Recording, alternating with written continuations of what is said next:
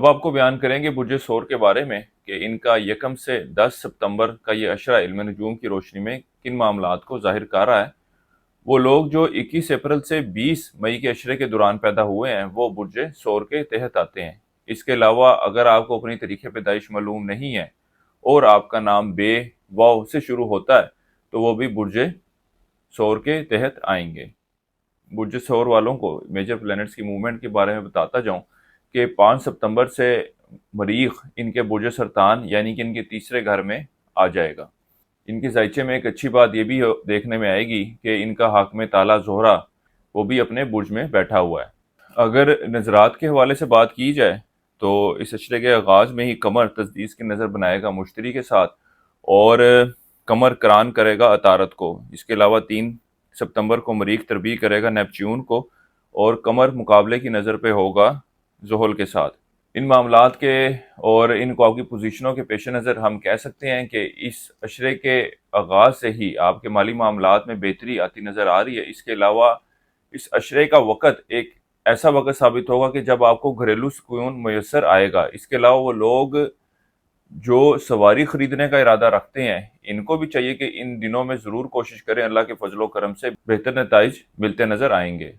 اس اشرے کا آغاز طالب علموں کی تعلیمی معاملات کی طرف بڑھتی ہوئی توجہ تعلیمی معاملات میں بہتر کارکردگی کو بھی ظاہر کر رہا ہے۔ اس کے ساتھ ہی ساتھ برج ثور والوں کو چاہیے کہ 5 تاریخ کے بعد اندرون ملک سفر کرنے سے گریز کریں، کیونکہ یہ وقت ان کے لیے اندرون ملک سفر کے حوالے سے اتنا کوئی بہتر وقت ثابت ہوتا نظر نہیں آتا۔ اس کے علاوہ یہ وقت ان کے اپنے چھوٹے بہن بھائیوں کے ساتھ تعلقات میں بھی خرابی کو ظاہر کر رہا ہے۔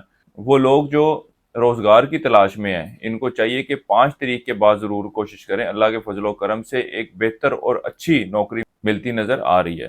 5 تاریخ کو قمر کران کرے گا زہرہ کے ساتھ اور قمر تسلیس کی حالت میں ہوگا مشتری کے ساتھ۔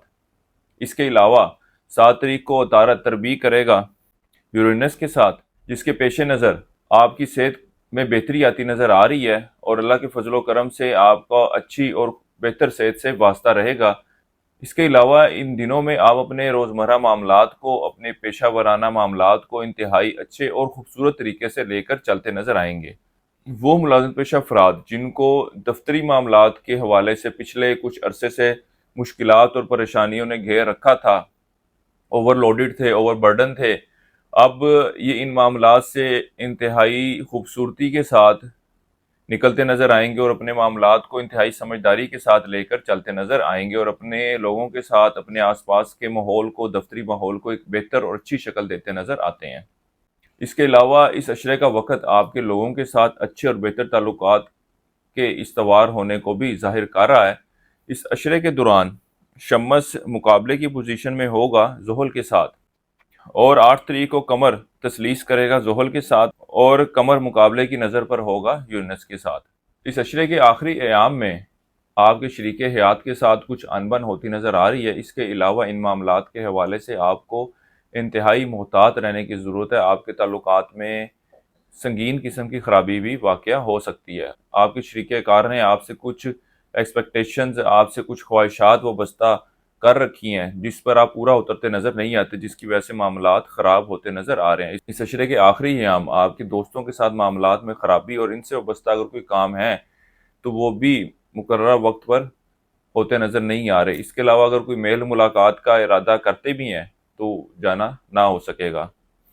اس کے ساتھ ہی ساتھ آپ کے مذہبی معاملات کی طرف کچھ زیادہ توجہ مرکوز رہے گی۔ اس اشرے کا وقت آپ کے کاروباری معاملات کے حوالے سے بھی کچھ بہتری کو ظاہر کر رہا ہے، لیکن اس کے حصول کے لیے آپ کو کچھ ایکسٹرا آرڈنری ایفرٹس کرنی پڑے گی۔ یعنی کہ یوں کہا جا سکتا ہے کہ جس بہتری کی، جس تیزی کی بات کی جا رہی ہے وہ اس کا حصول آپ کو بآسانی ہوتا نظر نہیں آتا، آپ کو کچھ ایکسٹرا ایفرٹ کرنی پڑیں گی۔ اس عرصے کے لیے ایک وظیفہ آپ کو بتا رہا ہوں، یا اللہ، یا سلام ہو، یا کبھی 3 تسمیہ آپ نے اسی کرنی ہے روزانہ عشاء کی نماز کے بعد، اور اللہ تعالیٰ سے دعا کریں کہ اللہ تعالیٰ آپ کے معاملات میں بہتری فرمائے۔ اس کے علاوہ حسب توفیق کالے چنے کا صدقہ کرتے رہیں۔ اس عرصے کی 7 تاریخ آپ کی 4-5 ستمبر کی ہے۔